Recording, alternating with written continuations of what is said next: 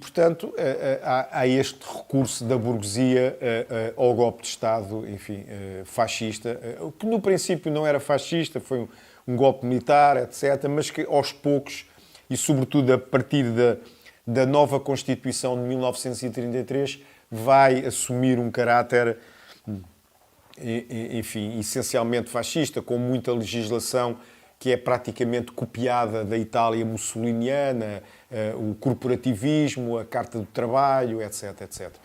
E, portanto, há aqui um autoritarismo a que a burguesia recorre e começa uma perseguição muito forte, portanto, militantes, locais, jornais, tudo isto começa a ser perseguido, a serem prisões atrás de prisões, repressão atrás de repressão. Esta nova Constituição que é implementada em 1933 e onde, enfim, a partir daí, Salazar, que tinha sido chamado pelos militares primeiro como Ministro das Finanças para pôr ordem nas finanças. Salazar é um seminarista, não é? Depois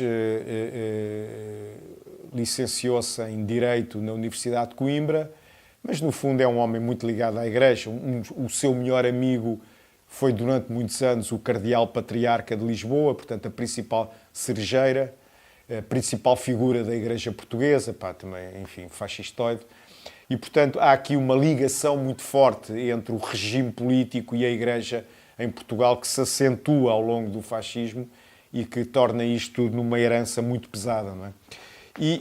Pronto, isto durou uma data de anos em que a repressão foi muito forte e a repressão incidia sempre, em primeiro lugar, sobre os anarquistas, porque, na realidade, o anarquismo era a grande força social e a grande força operária de contestação ao capitalismo na altura. Houve várias tentativas, houve vários golpes, portanto, o regime, obviamente, não estava consolidado mesmo dentro do início, mesmo dentro do regime havia contradições, havia monárquicos, havia ultradireitistas, havia alguns movimentos que pretendiam um regime muito mais à imagem do Hitler e do Mussolini do que à imagem de uma ditadura recatada, fechada, rural, como era a concepção de Salazar para o Portugal, que ele sonhava, não é? E que implementou durante uma data de anos. E, portanto, havia várias tentativas, inclusivamente, talvez a mais importante, em 1934, o 18 de janeiro de 1934, em resposta a um decreto do Salazar que corporatizava, digamos assim, os sindicatos, ou seja, obrigava os sindicatos a entregarem os seus bens ao Estado, passavam para o Estado, ou seja, passava a haver um sindicato nacional, como o Mussolini fez, como o Franco também fez, etc. E, portanto, os sindicatos passavam a estar integrados no corporativismo, juntamente com as associações patronais, etc. Portanto, os sindicatos revoltaram-se e há um movimento de união entre a CGT, um embrião de sindicatos já do Partido Comunista, que era a Intersindical, e até mesmo a União Operária Nacional do Partido Socialista. Portanto, seria uma grande greve insurrecional e, enfim, revolucionária.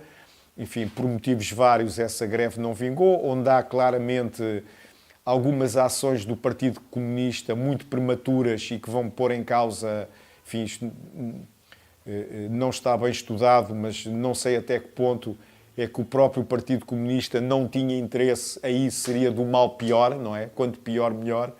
E, portanto, não tenha feito fracassar propositadamente o movimento, porque sabia que a repressão iria incidir, sobretudo, sobre os anarquistas, o que iria dar no que deu. Enfim, o dizimar do movimento anarquista e o aparecimento do Partido Comunista, o emergir do Partido Comunista face aos grandes apoios que tinha de Moscovo, portanto, poder sobreviver e aparecer como a grande figura antifascista que foi o que foi vendido após o 25 de abril de 74.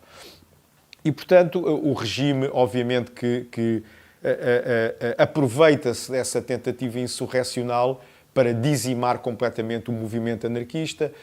Em 1936, Salazar cria um campo de concentração Tarrafal em Cabo Verde, que era para matar tudo que, enfim, era para matar, iam para lá anarquistas, comunistas, até velhos republicanos, com a intenção deliberada de os matar. Portanto, o próprio médico do campo dizia: eu não estou aqui para vos curar, estou aqui para passar atestados de óbito.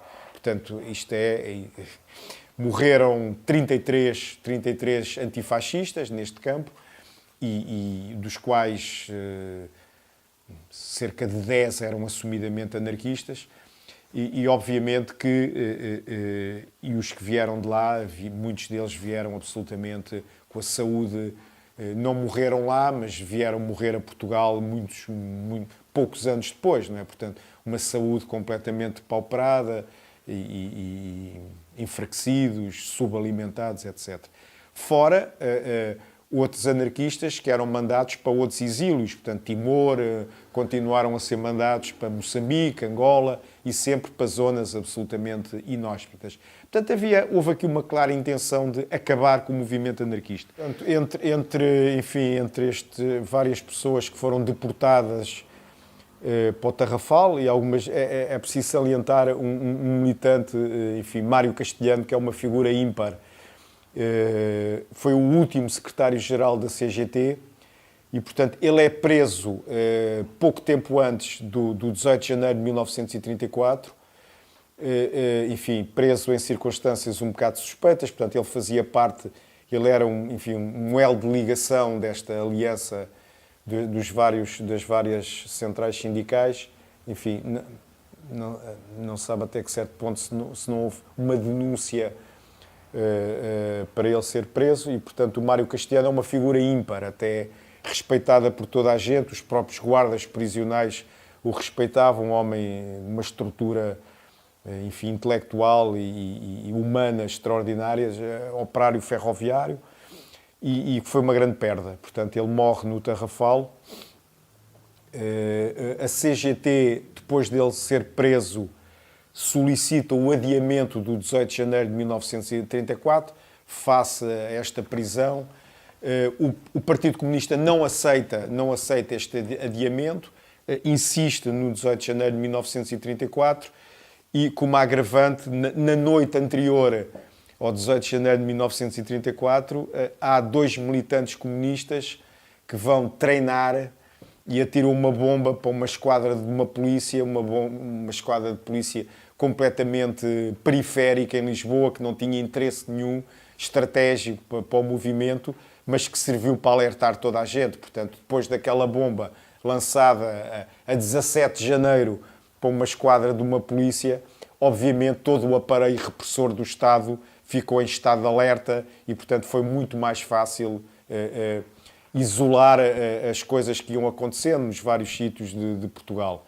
Ainda houve, durante um período largo, na Marinha Grande, que é agora provavelmente será a cidade, na altura era uma vila operária da indústria vidraceira, etc., a Comuna da Marinha Grande, o Soviete da Marinha Grande, e é curioso notar que, na altura, o Partido Comunista chamou a isto uma anarqueirada, mas agora, após 74, reivindica o Soviete da Marinha Grande como um grande feito histórico do Partido Comunista, o único sítio onde o 18 de janeiro foi no Soviete da Marinha Grande, etc., onde nem sequer existia Partido Comunista, provavelmente, e onde as armas que foram para lá foram transportadas por um companheiro que eu vi a conhecer depois, o Custódio, uma grande figura. Portanto, por este Tarrafal passa muita gente, uns morreram lá, Mário Castelhano. Há uma outra figura do anarquismo, um barbeiro de Coimbra, que a memória agora está-me a falhar, porque preciso dizer o nome dele, mas Januário, acho que o apelido é Januário, que também é uma grande figura, era um polo ali de dinamização do anarquismo na zona de Coimbra, também morre no Tarrafal. Há outros que sobrevivem e que eu ainda tive o privilégio de conhecer após 74, o Acácio Tomás de Aquino, este Custódio da Costa, que era uma figura notável, de garra e de genica, etc.